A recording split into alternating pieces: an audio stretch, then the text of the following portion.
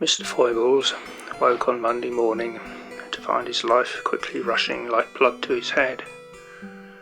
But it was a funny new head, his whirling habits newly crowned with a mess of white hair, unwashed and uncombed in the faint dawn light. Under the sway of habit, his body prepared itself to stand up and go to the bathroom. He was literally getting carried away.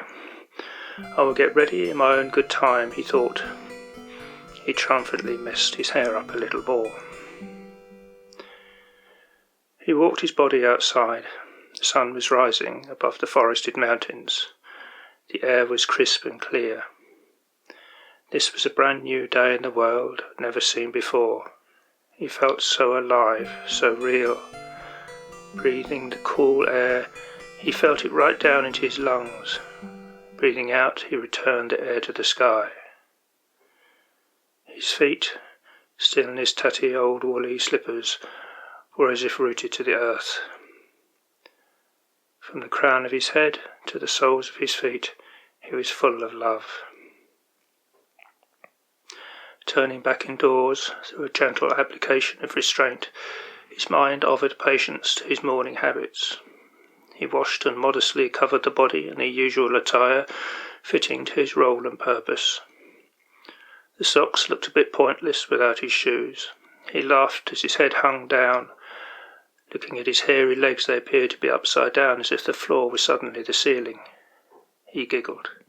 Life seemed so absurd. He stood in front of the mirror and tried to feel important about his smooth grey suit, to make up for the fact that he no longer felt important in it. As his finishing touch, he chose a light blue silk tie, as cool and crisp as the morning light. Its sheen was a reminder of the inner light, the truth of the body that shone through, cool and bright. Both literally and metaphorically, the time was now right. He left the cabin for the city. As he travelled his usual route to work, he saw everything in a new light. He drove a little slower than usual to take in the scene. The car was like an extension to his body, one vehicle inside another. As he paused at the traffic lights, the sun shone through the windscreen and warmed his hands that were beginning to look their age. His heartbeat quickened a little, and he gazed back at the sky as though waiting for heaven to come in cool blue pyjamas. The green light came. He would go on. The farmland around gave way to suburbs, swarming with children on their way to school. The little ones bounced their bodies along the street like rubber balls. The teenagers found a strength that as yet tensed under the gaze of others. The adults walked responsibly. The morning whirled on, driven by the invisible assumptions that formed the day ahead. His heart was an open question.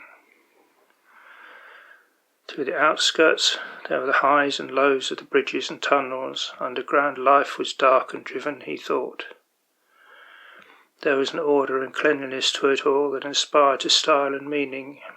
In awkward spaces, a sculpture would be thoughtfully added to bring the scene together and make it look as though it was all meant to be just the way it was.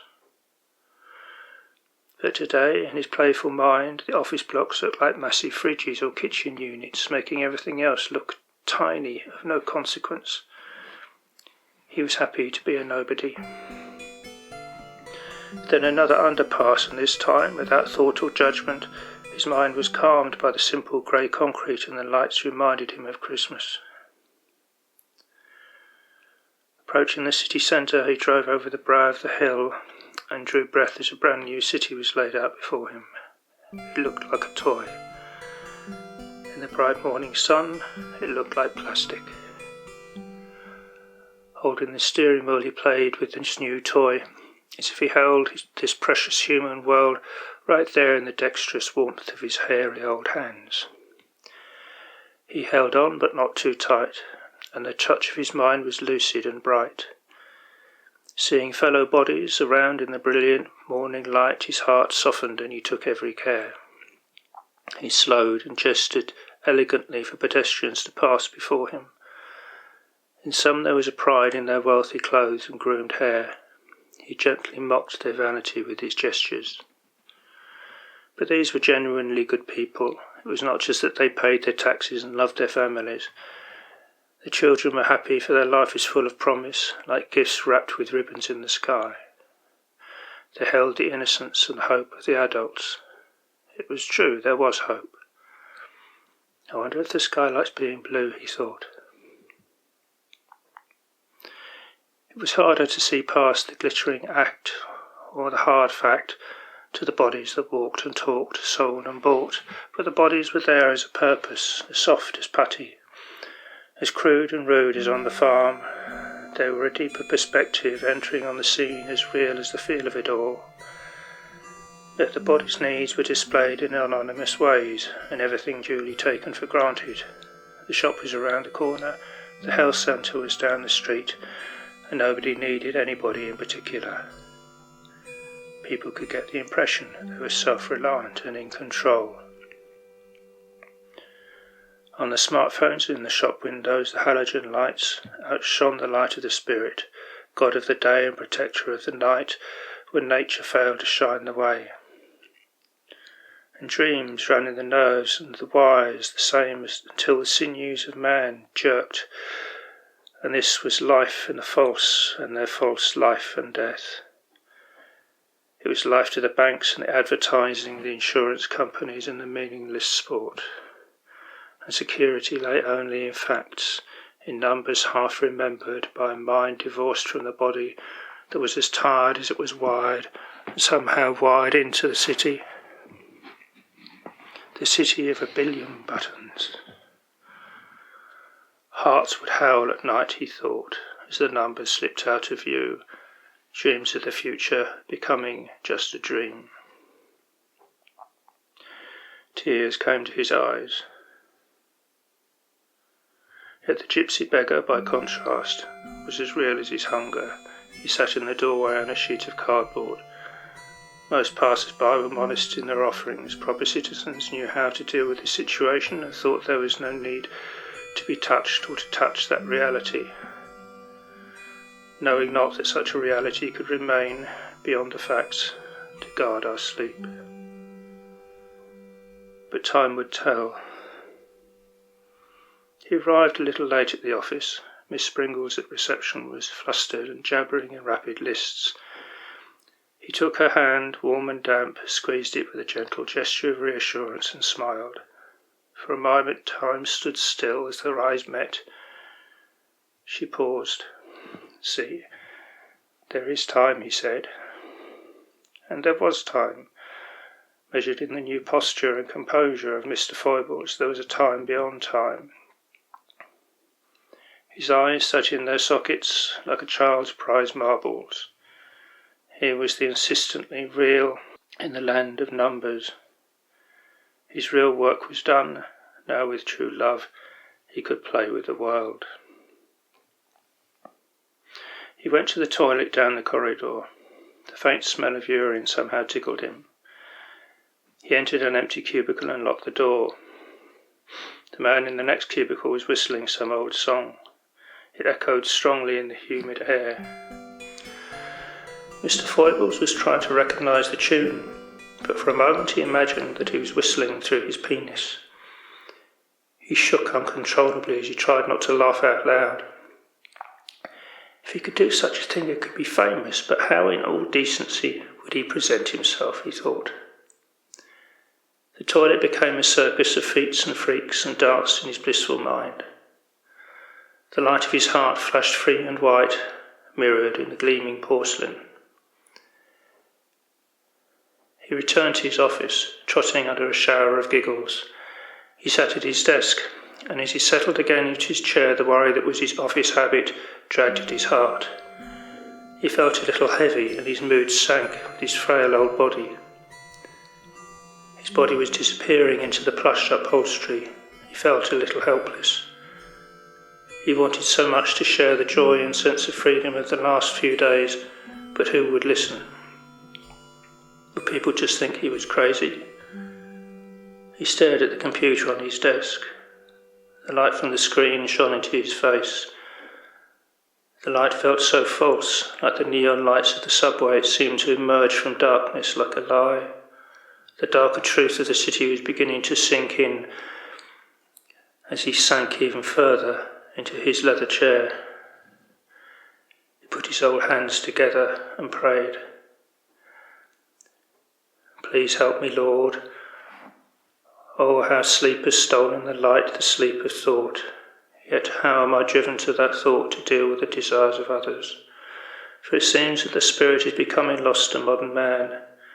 The senses, it seems, cannot help but believe the bright screen, brighter than the heart of modern man, and as clean as heaven. The bright screen sells the pleasures of the world, so that lost in feeling and the hope of feeling is the spirit. And lost am I without the light of the heart in the eyes of my brothers. Please help me, Lord.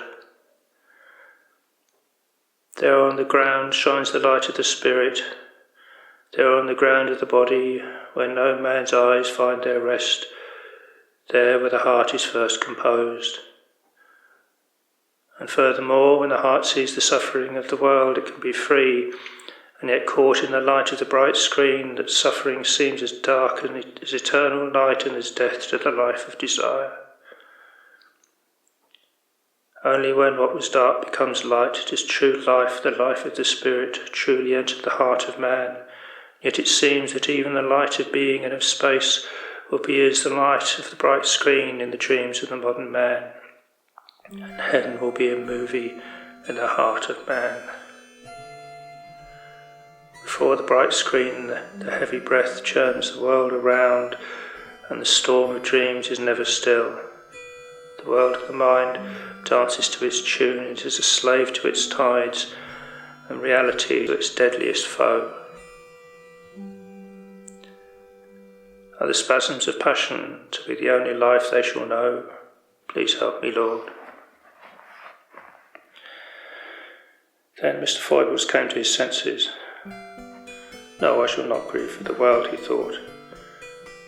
But shall I hide among the beetles and the dragonflies and appease the reflex man with white little eyes?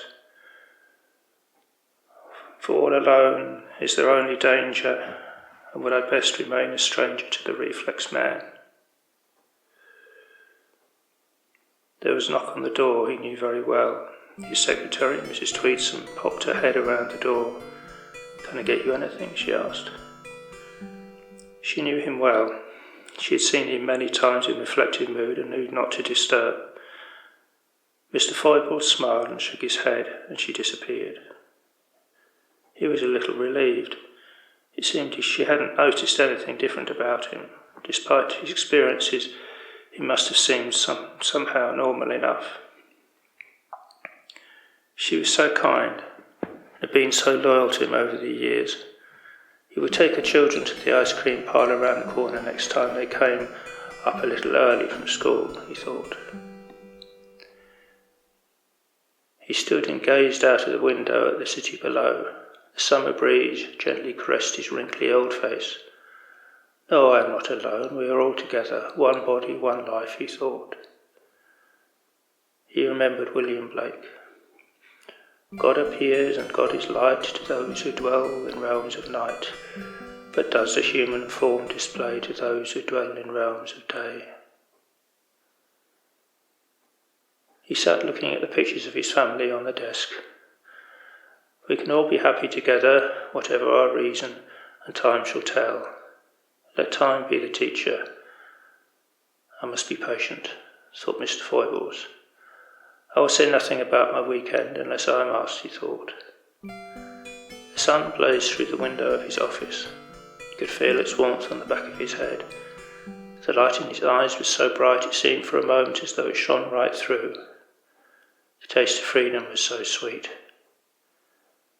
As a gesture and a reminder, he would buy cakes for everyone in the office and offer them himself every day from now on.